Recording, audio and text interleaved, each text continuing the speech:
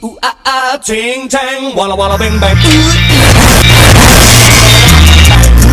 Ooh ee, walla walla, ting tang, walla walla bang bang. Sensha in Japanese word, it means in English, new car. Sariwain natin lahat mga kadud dahil 8 years old na rin ang aming new car. First ever new car in Japan. Nagkataon lang talaga na nakadrive ako ngayon ng Daisha. So, amoy bago rin siya kahit Daisha. At ito ang version ko ng Sensha ha. Dito agad tayo sa seats, mga upuan sa loob ng car. So, meron akong sense sa driver seats especially, no? Kasi may katalog talaga yan papipili. Sa skeletal pa lang, and foam, and then the colors and quality clothing. Yan ang seats. Kung hindi mo agad magsagot ang tanong nila at gusto nila talagang magbigay ng good catalog para sa iyo, ay tanongin nila kung ano ka. Nandoon ang katanungan sa gender mo, ang trabaho mo, at kung gamitin mo ang car na pansarili. Dahil Honda maker sila. So, example na lang natin ang N-box type na car. Sa market, ganyan pagkatingin sa N-box. But as a customer na bibili talaga ng N-box na new car, they will give you the freedom to choose everything about your N-box car. Kasi customer ka na bibili ng new car, so they wanted to give you also the customer satisfaction buying a new car. Kapag kasi ikaw ay isang customer na bibili ng new car at papasok sa mga tindahan na talagang nagngangalan na ito ay Honda shop, o ito ay Toyota shop, or ito ay Mazda shop, or ito ay Nissan car, or ito ay ano pang klase na car,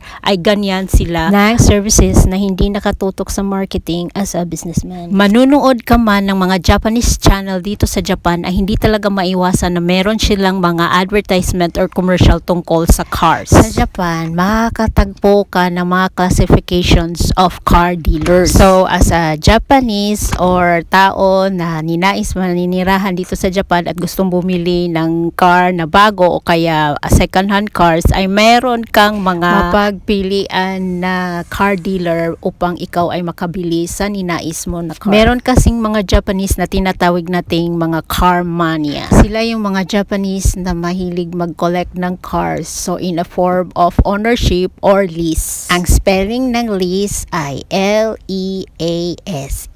Tulad ng brake, hindi yung divorce dahil sa car pa lang, dalawa ang gamitin na brake. Ang brake na katabi ng accelerator ay meron siyang modification kung anong klaseng brake ang gusto mo. Itong brake na hindi ginagamit sa paghinto at brake na ginagamit para pag-park, kahit tatlong klase na yan na handbrake, foot brake, at brake hold, ay meron din yang modification. Sa lights, oo, pwede ka tayo maglagay ng lights, everything na gusto. Ilan bang gustong light mo ilalagay sa car? Okay yan. Ang floor, ang roof, and then wall sa loob ng car ay tatanungin ka for the upholstery. Kung may issue ka tungkol sa compartment, ay syempre alam na nila kung anong klaseng compartment ang ibibigay sa iyo sa car. Ang mga car of today ay marami nang pipindutin. So, meron silang buttons na catalog. May grade yan na iyong pagpipilian. Grade 1, grade 2, grade 3 para sa iyong side mirror, window, and sliding door. Basic na yan. Meron pa dito sa digitalized na mga buttons. Mayroon din silang catalog para sa iyong panel and monitor. Kaya sa bawat parte ng car na inyong pag-usapan ay meron silang maipakitang catalog para talaga maibigay sa iyo ang iyong ninais na malagay sa iyong car na bibilhin na N-box. Gustuhin talaga ng mga Honda makers of car na ibigay sa iyo ang car na gusto mo. Lalo na may mapagpipilian ka ng pintuan para sa iyong car, ang automated sliding door at ang manual sliding door. Kapag ang choice mo ay automated sliding door o di kaya manual sliding door, ay ang manual sliding door o di kaya ang automated sliding door ay may classification of A, B, and C. Yung class A, yung pagpindot mo lang ay bukas agad. Yung B ay yung moderate na pahinay, at saka C, yung katamtaman lang ang kanyang bilis sa pagbukas. Ganon rin sa manual. Kahit buksan mo siya na manual ang pintuan, ay meron din siyang class A, B, and C. Ang dashboard, may iba't ibang uri din ang dashboard. Doon kasi lumalabas ang heater at saka cooler. Meron ding ugnay kasi ang steering gear kasi movable yung steering gear niya. Ang panel at ang monitoring screen na iyong pipiliin. 5-minute vlog, ngunit in real talk, abutin ng 1 day ang maximum to deal car. Tapos may intro, outro pa ang aking vlog, diba? So ito yung dashboard, itsura ng dashboard, at dyan din nakasama ng ilagay ang maneuver. At marami pang ibang hindi ko natula.